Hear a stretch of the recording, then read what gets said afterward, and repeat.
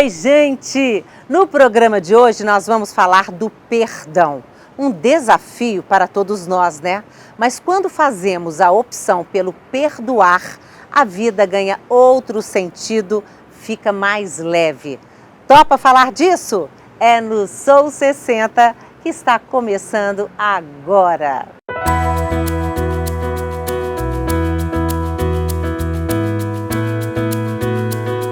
Da imprensa, só a nossa equipe jovem.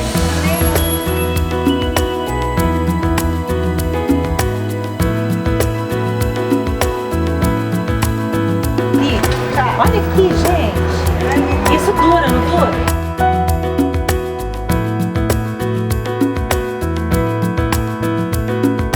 Eu chamo Dalva Rezende, 70 anos de idade já, não sou 60 mais, eu sou 70. E técnica de enfermagem, com 37 anos de hospital, trabalhando no hospital, né? E muito feliz. Ah, feliz com a idade. Feliz com a idade, com toda a minha, tudo que está acontecendo na minha vida. Há 11 anos para cá, tem muita felicidade. Por que 11 anos para cá? Foi depois que meu casamento acabou. Você descobriu que estava sendo traída pelo seu marido? Isso, 25 anos de casado, um casamento maravilhoso, né? Eu fui 100% feliz no meu casamento, Roberto. Enquanto durou? Meu casamento foi lindo, mas enquanto durou. O que aconteceu na sua vida que você cresceu carregando uma mágoa muito grande e precisou de trabalhar o perdão e o auto-perdão? A minha infância foi muito sofrida. Eu senti momentos de solidão, rejeição, falta de amor. Fui muito criticada por parte de mãe, humilhada e cresci sem nenhuma autoestima. Porque enquanto você não conseguiu perdoar sua mãe, como é que você se sentia? Eu me sentia um peso nas costas, carregando muitas forças negativas.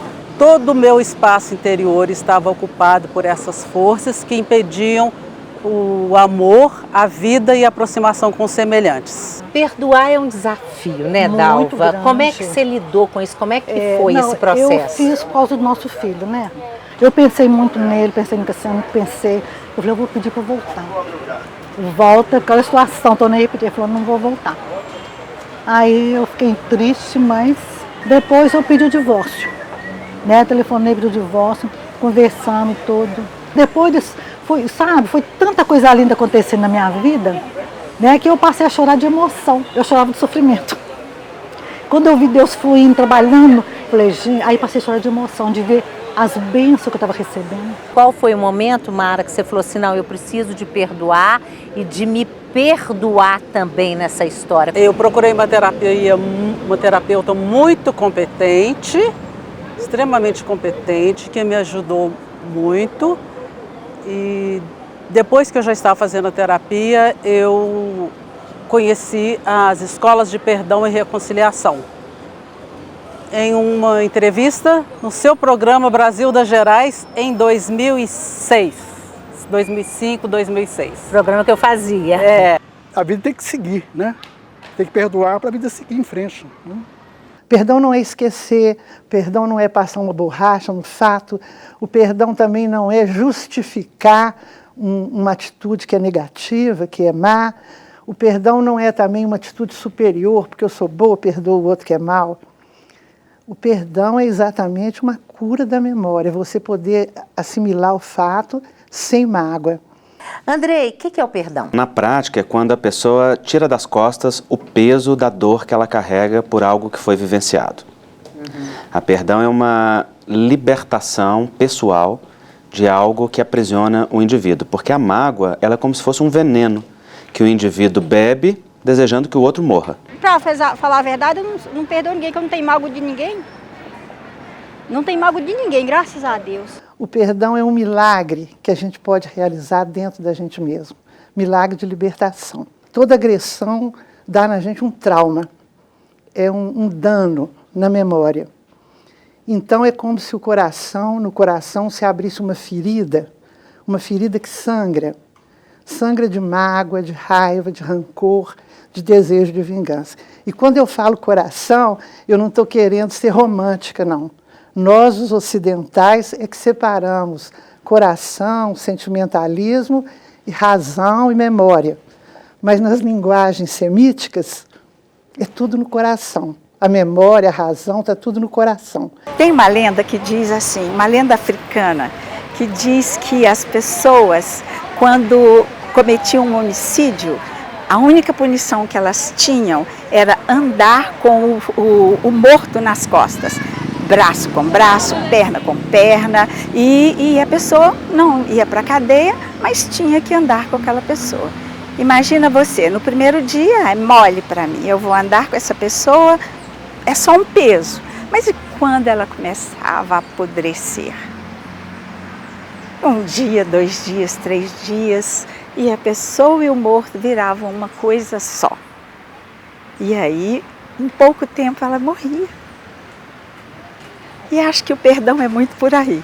Se você gosta de você ama um Deus que te perdoa, eu acho que é muito importante você perdoar. Qual que é a importância do perdão, na sua opinião? A paz que você sente, né? Que a gente sente uma paz, a gente sente o coração limpo, não tem aquela dor mais.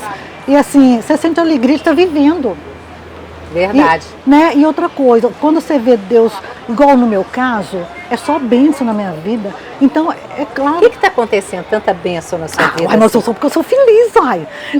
Meu filho é bom, né? Eu não tenho problema financeiro. Voltei a trabalhar. Não é porque eu estava sentindo falta, porque eu falava, minha missão não está cumprida aqui. Minha missão não está cumprida. Eu era para os pacientes ruimzinho lá, estou cuidando dessa. Minha missão não está cumprida. O auto-perdão é condição sine qua non para você perdoar os outros. Porque se você não se perdoa, como é que você vai perdoar o outro? É mais ou menos como o poema do Geraldo Eustáquio. Se eu me amo, não sei te odiar. Mas se eu me odeio, como te amar? Aquele que decide perdoar, decide pela sua própria paz. O perdão ao outro é uma consequência disso. É um movimento que faz uma ponte afetiva, que aproxima novamente corações quando isso é possível, mas inicialmente o movimento do perdão é uma liberação daquele peso do sofrimento que se carrega em virtude de algo. Até comparo a nossa mente como um jardim. No jardim a gente prepara a terra, joga a semente, rega e espera florir.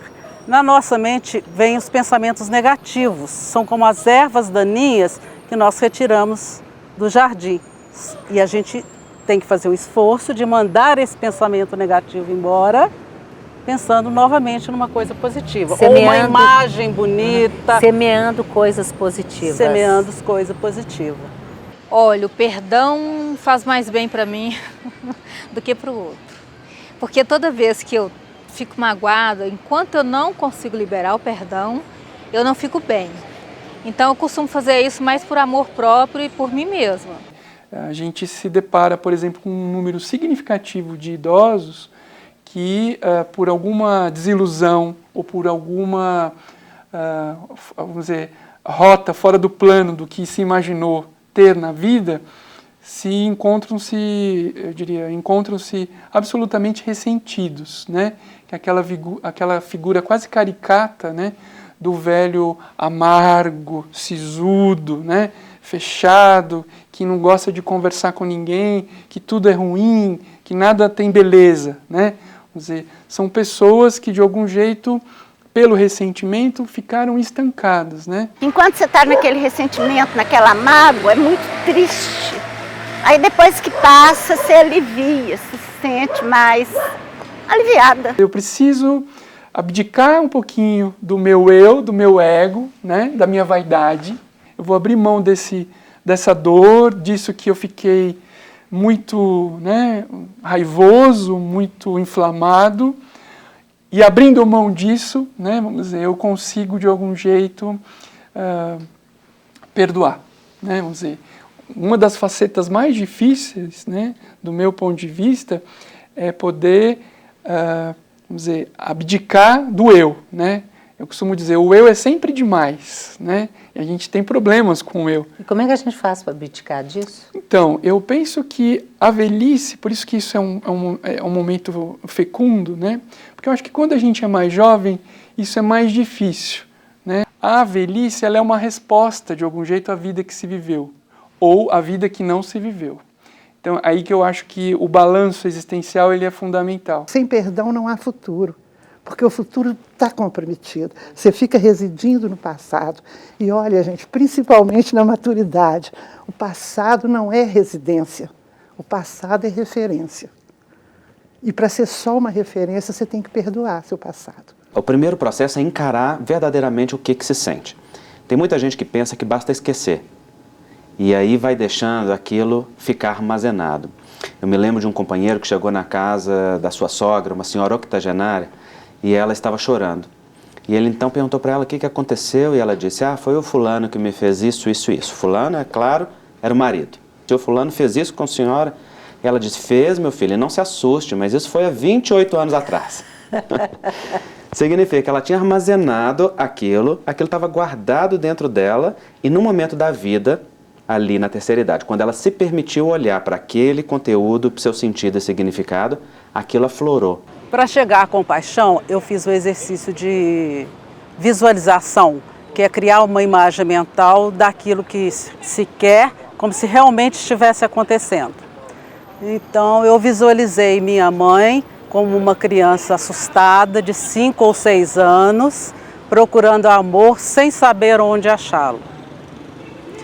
E aí eu, adulta, estendo os braços, abracei minha mãe, dizendo a ela que ela sempre poderia contar comigo e que eu estaria sempre presente.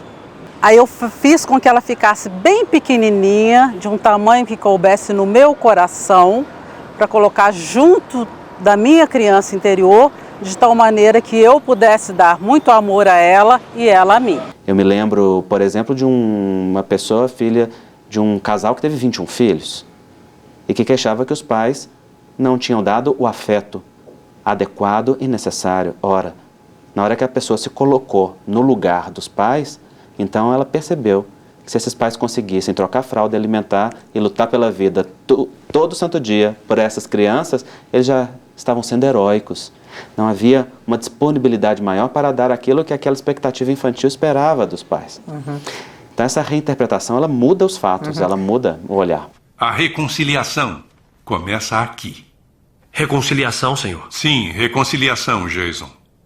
Camarada presidente, há pouco tempo esses caras tentavam nos matar. De repente até aqueles na minha sala tentaram matar e às vezes conseguiram. É, eu sei. O perdão começa aqui também. O perdão liberta a alma. Ele afugenta o medo. Por isso é uma arma tão poderosa.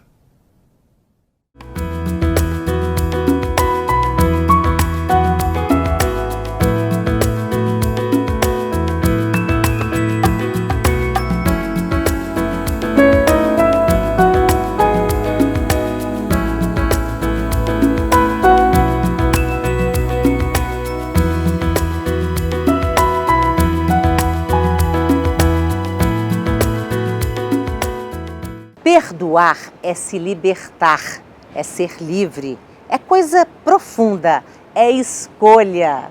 O perdão e essa relação de vítima-algoz ainda é um jogo de poder. Quando a gente fica se sentindo vítima, a gente fica se sentindo empoderado sobre o outro.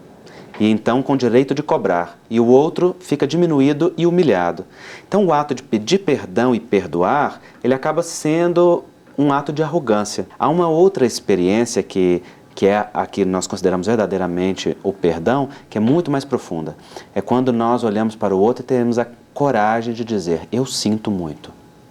Eu sinto muito significa, eu agora posso sentir aquilo que é a minha responsabilidade, aquilo que eu fiz, aquilo que são os efeitos do que eu fiz. Não depende de você me perdoar ou não. Nenhum de nós é só vítima ou é só algoz. Cada um de nós ocupa vários papéis na vida e na existência. E dar ao outro o direito de reparar, o direito de compensar algo que foi vivido, é devolver ao outro dignidade. É muito mais profundo do que dizer ao outro, não foi nada, não foi sim. A pessoa já te fez um mal. Aí você não perdoa, você está cortando ela dela deixar vir a fazer uma coisa boa para você. E sabe aquela coisa de... perdoei? Eu acho que isso faz bem para mim. Liberou, né? Para que eu vou guardar? Saber que a condição humana é de errante. Isso é que é perdoar.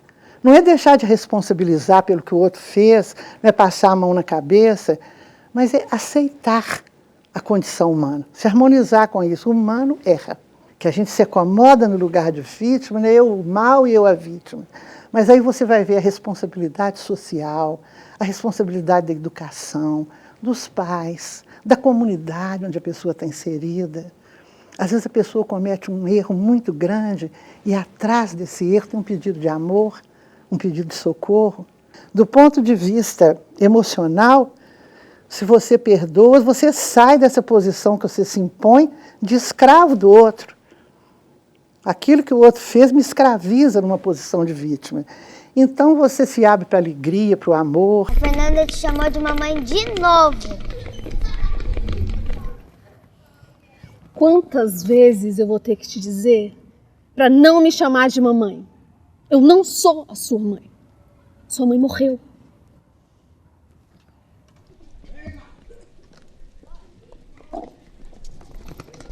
Aí eu procurei analisar a infância da minha mãe para compreender melhor.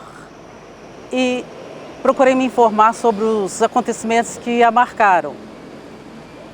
E analisando essa infância, eu fiquei pensando quais seriam os sentimentos dela, quais seriam os medos, as angústias, as tristezas. A partir daí eu pude me colocar no lugar dela e por trás do comportamento dela comigo para sentir o sentimento dela. Isso é a empatia, que é um módulo do perdão. Que é você se colocar no lugar do outro, né? Mas é mais do que simplesmente se colocar, é sentir o sentimento do outro naquele momento que ele estava ofendendo a gente. Me passa, por favor, o seu prato, colocar pra minha princesa. Toma bastante carninha pra ficar bem inteligente. Aqui, meu amor. Silas, mulher, desse arroz, né? Depois são... Aí, tá vendo essa menina de novo, Silas? Pelo amor de Deus, eu não acredito nisso. Porque a todo momento alguém faz alguma coisa com a gente, então, para viver melhor, eu decidi perdoar o tempo todo. Eu me vi assim numa situação de dor, por ressentimento. Aí eu falei, não adianta mais ficar sofrendo por isso, é melhor perdoar. E aí eu decidi perdoar o tempo todo. E foi fácil? Como é que foi? Não. Foi assim, com muita lágrima. Muito difícil. Perdoar não é fácil. É uma escolha. É uma escolha. Perdão não é uma varinha mágica, agora eu vou perdoar. Perdão é um processo. E não é um processo fácil, é um processo difícil. Mas que uma vez a gente optando pelo perdão, a gente entra numa caminhada sem retorno. Tem avanços e recuos, mas afinal o perdão passa a ser um modo de viver, que é muito leve, muito saudável. Foi um longo processo de transformação interior, onde eu tive avanços e retrocessos. Cada vez que eu achava que tinha perdoado, o ressentimento voltava. E essa é uma força muito poderosa que tentou apossar do meu coração, apoderar-se do meu coração. Só que eu aceitei esse processo de retrocesso como natural. Eu me lembro de uma senhora, né? Essa senhora, ela chegou para o serviço, né? Muito abatida. Ela tinha sido encaminhada por um geriatra, porque ela já não respondia mais aos antidepressivos. E logo de início ela me dizia assim, eu não sei o que é amor de mãe, ela me dizia, né? Eu passei a vida toda sem saber o que é amor de mãe. E aí eu, né, na conversa, na primeira consulta, íamos avançando, e ela me dizia assim, eu quando nasci, eu nasci num lugar do interior, né? Na época era uma fazenda, meu pai era um fazendeiro, e aquela ideia de que naquela época era importante a mãe dar um filho homem para o pai. E ela era a 6ª tentativa da mãe em dar um filho homem para o pai, né? Quando a mãe vê que é de novo uma menina, ela rejeita e o que a mãe faz? Deposita ela num formigueiro. Né? E, vamos dizer, que jeito mais violento, né, vamos dizer, de poder receber alguém na vida. Né? Depois de um longo período onde ela pôde ressentidamente esbravejar, né, chorar, por todo o repúdio que ela tinha pela mãe, pelo que a mãe tinha feito ela viver, ela começa então a ter sonhos em que a mãe começa a se aproximar, né, ao ponto dela ter num dos sonhos um encontro muito significativo com a mãe dela, né, e aí nesse momento então ela ela se dá conta de que ela já tinha perdoado, né? E que naquele momento a vida dela, uma série de coisas já estavam mudando, né? Sobretudo a postura dela, né? Vamos dizer, o humor dela, o sentido da vida dela já tinha alcançado um outro lugar. Você tem que perdoar para abrir espaço para coisas novas acontecerem na sua vida. Ela começou, olha só que curioso, né? Ela por conta própria, quis ser voluntária num hospital de crianças com problemas defeituosos, né? Quer dizer, com defeitos no corpo, né? E ela curtia muito esse trabalho, né? Ela já estava podendo ficar velha, né? Quer dizer, dar a contribuição. Eu, quando era criança, minha mãe ia para a missa com uma amiga e as pessoas no interior eram assim, muito velhas, né? Aparentemente, as senhoras assim, devia ter uns 50 anos. Ela falava assim, essa mágoa eu vou levar para o túmulo. Então eu ficava muito horrorizada, como é que será levar a mágoa para o túmulo?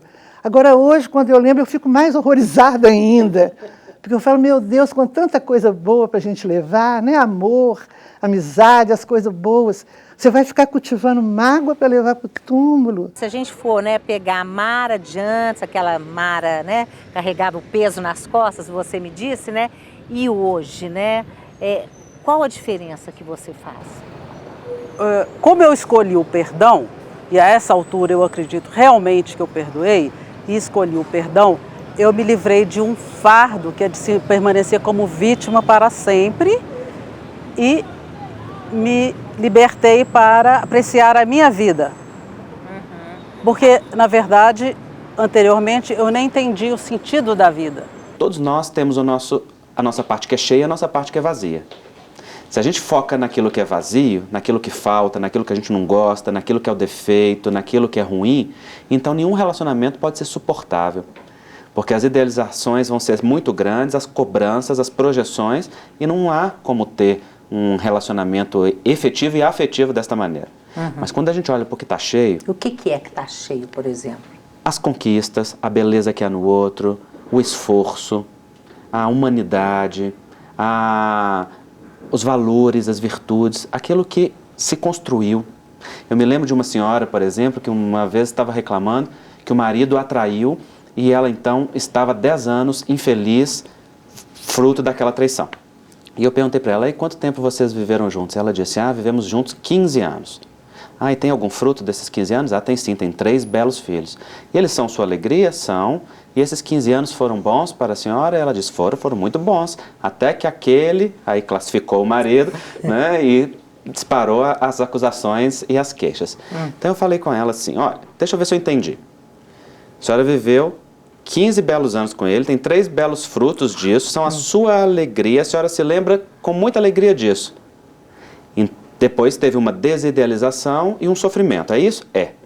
Eu disse a ela, eu compreendo que a senhora tenha sofrido com a traição e sinta a falta porque gosta dele, efetivamente. Mas não compreendo por que joga 15 anos de felicidade fora para valorizar o último momento. Eu, por exemplo, fui uma pessoa que precisei perdoar o meu pai. Por quê?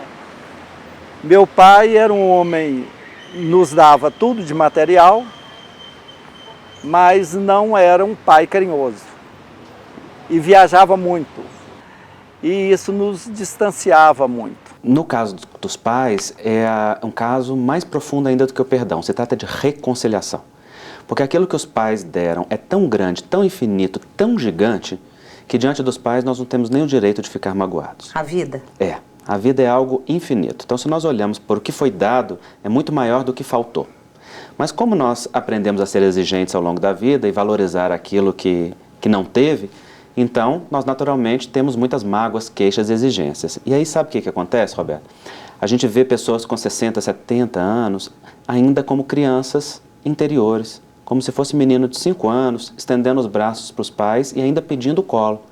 Porque aquela exigência de você não é o pai que eu quis, ou você não fez o que deveria ter feito, ou você não foi o que eu gostaria que você tivesse sido, é na verdade uma exigência infantil dizendo assim, eu ainda espero que você seja. E essas pessoas permanecem nesse estado e não percebem que na vida adulta nós somos chamados a nos dar aquilo que faltou na nossa história. Como assim? Somos nós que temos que acolher a nossa criança e dar aquilo que não foi possível aos nossos pais darem. Somos nós, adultos, que pegamos a nossa criança no colo e damos a ela o valor que ela merece, a atenção que ela merece, a presença que ela merece, o carinho que ela merece.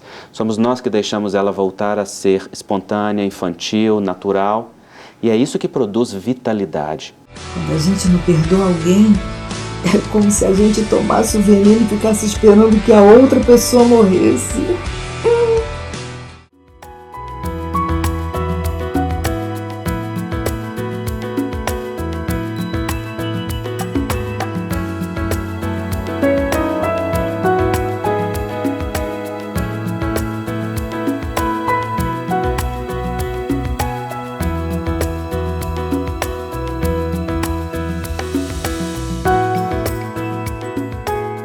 E nós ficamos por aqui. O Sou 60 vai ao ar 3 vezes por semana. Domingo, 9h30 da manhã, quarta-feira, 12h30 e sábado, às 8 da noite. Até a próxima e cuida de você, porque você merece.